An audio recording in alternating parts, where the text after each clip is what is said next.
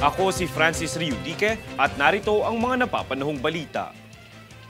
Kapit na mga motorista, ito ay dahil nagbabadya na namang tumaas ang presyo ng mga produktong petrolyo ng ilang oil companies ngayong linggo. Partikular na rito ang diesel at kerosene na tataas ng 90 centavos kada litro habang 30 centavos naman kada litro sa gasolina.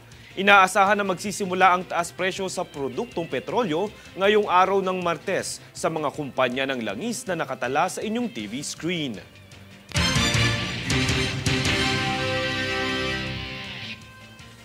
Dahil sa patuloy na tensyon sa pagitan ng Pilipinas at China ukol sa South China Sea, plano ng Armed Forces of the Philippines o AFP na magtayo ng karagdagang pasilidad sa ilang mga isla dito. Para sa detalye, narito ang aking ulat.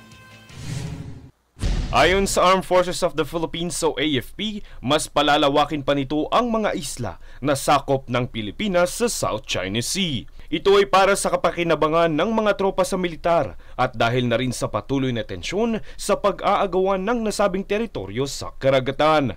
Kabilang dito ang mga isla ng Kalayaan, Scarborough Shoal, Benham Rise, Pag-asa, Titu, Likas, Parola, Lawak at Patag. Pagtitiyak ni AFP Chief General Romeo Bronner Jr., ang hakbang na ito ay upang bigyan ng maayos na pang-araw-araw na pamumuhay ang mga sundalo na nakadeploy sa nasabing lugar. Dagdag pa niya ay may pondo ng nakalaan para dito. Patuloy pa rin ang modernisasyon ng ahensya sa pamamagitan ng pagbili ng barko, radar, aircraft na hindi lamang para sa territorial defense, ngunit para din umano sa internal defense. Francis Riudique, nag-uulat para sa One Media Network.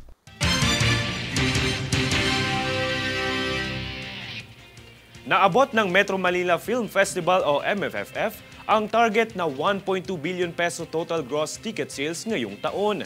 Ito ay matapos ang naging isang linggong extension ng film showing ng mga pelikulang kalahok sa MFFF mula sa unang itinakdang last day noong ika-7 ng Enero. Nalagpasan nito ang record na 1 bilyon at 69 na milyong pisong ticket sale noong taong 2018. Samantala, nakatakda namang ipalabas ang 10 pelikula sa Manila International Film Festival na gaganapin sa Hollywood, California at USA sa ika-29 ng Enero hanggang ika-2 ng Pebrero.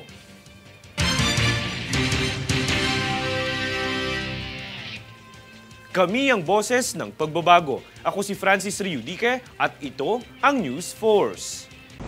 Sa ulo ng mga balita, nakumpiskang oil tanker na may lulang 18 Pinoy seafarers ligtas sa Iran. El Nino inaasahang mas titindi pa. AFP planong magtayo ng karagdagang 9 na pasilidad sa South China Sea. Piston at Manibela nagsagawa ng protesta laban sa PUVMP. Gastroenteritis outbreak idineklara sa Baguio City.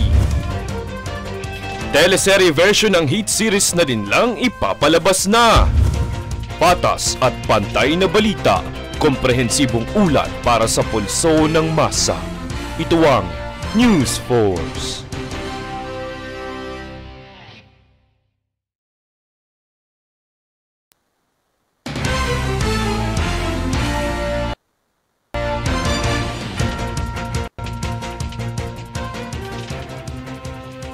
Ako si Francis Riudique at narito ang mga napapanahong balita. Ipinakita ni Department of Interior and Local Government o DILG Secretary Benhur Abalos ang kanyang suporta sa programang Pambansang Pabahay para sa Pilipino o 4P ng pamahalaan. Kasama ang ilang opisyal sa iba't ibang kagawaran ay tumungo si Abalos sa kahabaan ng San Juan para isagawa ang ocular inspection. Ito ay kaugnay ng pagpapaganda ng San Juan River at para na rin sa 4P program kung saan layuning matulungan ang mga low-income families.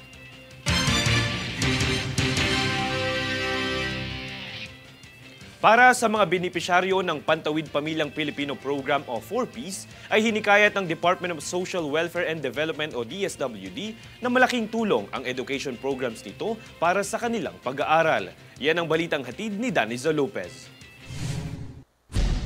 upang matulungan ang mga desididong makapagtapos ng pag-aaral na benepisyaryo ng Pantawid Pamilyang Pilipino Program o 4Ps ay ibinahagi ng Department of Social Welfare and Development o DSWD ang mga programa ng gobyerno na maaari nilang pakinabangan para mabawasan ang gastos sa paaralan.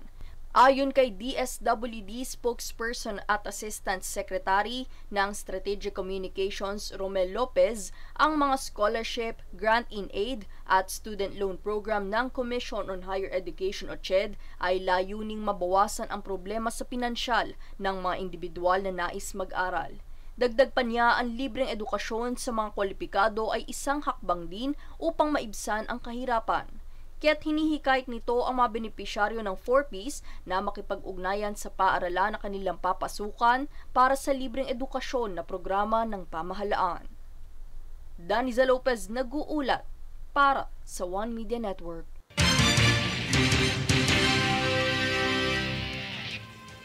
Napatunayang kontaminado ang isang pinagmumulan ng tubig sa lungsod ng Baguio. Ito ang kinumpirma kamakailan ng Department of Health o DOH. Dahilan ito upang makapagtala ng 30,087 self-reported kaso ng acute gastroenteritis o nakakahawang diarrhea na dulot umano ng virus o bakterya.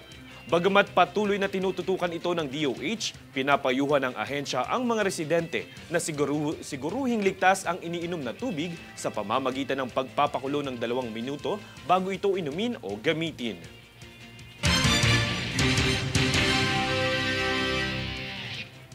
Kami ang boses ng pagbabago. Ako si Francis Riudique at ito ang News Force.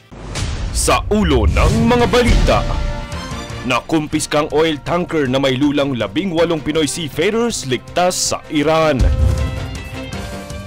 El Nino inaasahang mas titindi pa. AFP planong magtayo ng karagdagang 9 na pasilidad sa South China Sea. Piston at Manibela nagsagawa ng protesta laban sa PUVMP. Gastroenteritis outbreak idineklara sa Baguio City. Teleserye version ng hit series na din lang ipapalabas na. Patas at pantay na balita, komprehensibong ulat para sa pulso ng masa. Ito ang News Force.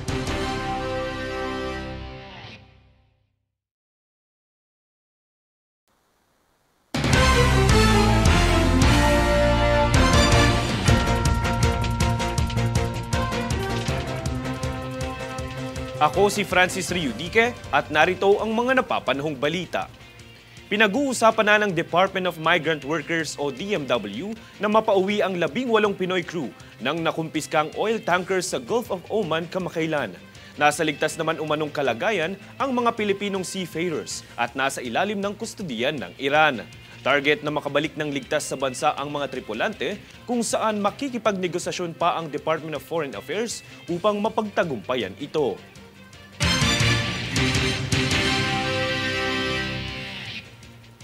Sa taong 2023, umabot sa 131 ang specialty medical centers ang naipatayo ng Administrasyong Marcos. Para sa detalye, narito ang ulat.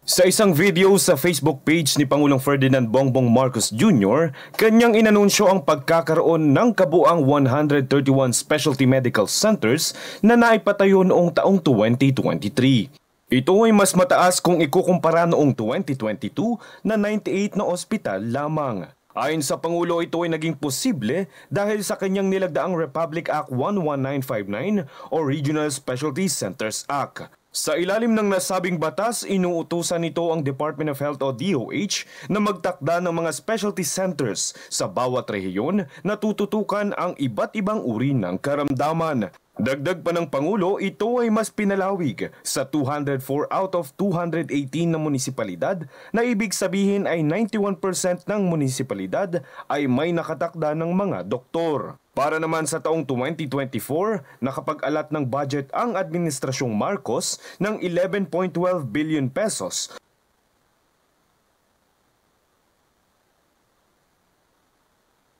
para sa pagpapatayo ng mga karagdagang specialty centers. Francis Riudique, nag-uulat para sa One Media Network.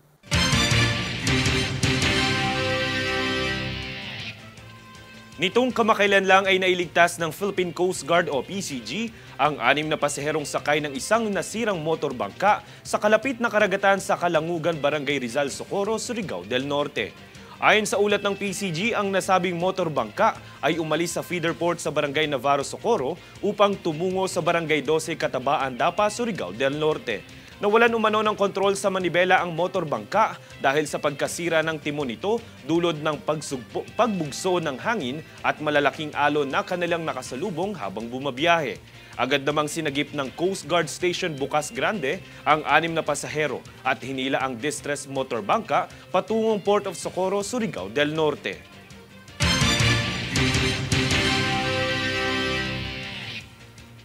Kami ang boses ng pagbabago. Ako si Francis Riudique at ito ang News Force. Sa ulo ng mga balita, nakumpiskang oil tanker na may lulang 18 Pinoy seafarers ligtas sa Iran. El Nino inaasahang mas titindi pa. AFP planong magtayo ng karagdagang 9 na pasilidad sa South China Sea. Piston at manibela nagsagawa ng protesta laban sa PUVMP. Gastroenteritis outbreak idineklara sa Baguio City. Teleserye version ng hit series na din lang ipapalabas na. Patas at pantay na balita, komprehensibong ulat para sa pulso ng masa. Ito ang News Force.